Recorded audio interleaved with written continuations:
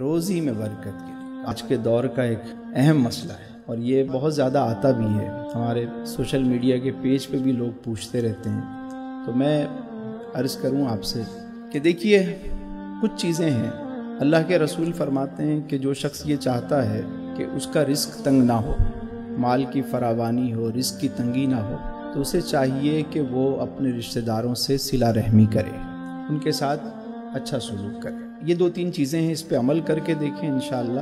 پہلے تو احادیث مبارکہ کو سمجھیں کہ فرمایا کہ ایک صحابی آئے گا، حضور گھر میں تنگی ہے، تو آپ نے فرمایا کہ جب تم گھر میں جاؤ تو پہلے ایک سلام کرو، السلام علیکم ورحمۃ اللہ، گھر والوں کو سلام کرو۔ اس کے بعد حضور کی بارگاہ میں سلام بھیجو، السلام علیکہ ایھا النبی ورحمۃ اللہ وبرکاتہ، حضور کی بارگاہ میں بھی درود و سلام بھیجے۔ دو چیزیں ہو گئیں۔ تیسرا کام ایک اور کریں کہ ایک مرتبہ سورہ اخلاص پڑھ لیں۔ وہ صحابی فرماتے ہیں میں نے یہ عمل تھوڑے عرصے کیا کہ میں خوشحال ہو گیا۔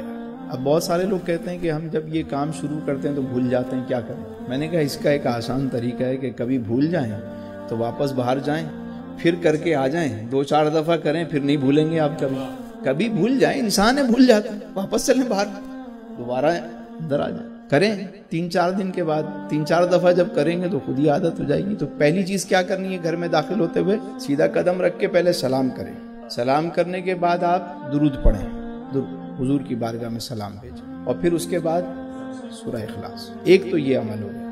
دوسرا عمل یہ ہے رزق میں کشادگی کا کہ آپ لوگوں کو کھانا کھلائیں۔ ضروری نہیں کہ آپ کوئی لنگر کھانا کھولیں اور ایک آدمی بولے میرے تو خود رزق کا مسئلہ ہے، میں لوگوں کو کھانا کیسے کھلاؤں، میں تو خود بھوکا ہوں، میرے اپنے مسئلے ہیں۔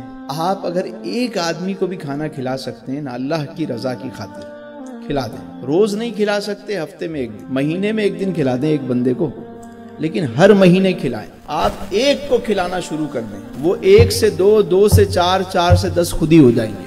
میرے ایک دوست ہیں علی بھائی، وہ اچانک فون کرتے ہیں کہ رات کو کھانا ہمارے ساتھ کھانا ہے۔ میں نے کئی دفعہ ان سے ضد کی، میں نے کہا یار آج میری نہیں آپ نے کھانا ہمارے ساتھ کھانا۔ وہ سب کو اسی طرح سارے دوستوں کو فون کرتے ہیں، سب پہنچتے ہیں، بھائی کیا وہ اچانک کال آ گئی، بھائی یہ کیا ایمرجنسی ہے کہ کھانا، کوئی دعوت پہلے سے پلان ہوتی ہے۔ تو ایک دن میں نے پوچھ ہی لیا کہ یار مسئلہ کیا ہے، تمہیں دعوت رکھنی ہوتی ہے تو پہلے سے رکھ لیا کرو۔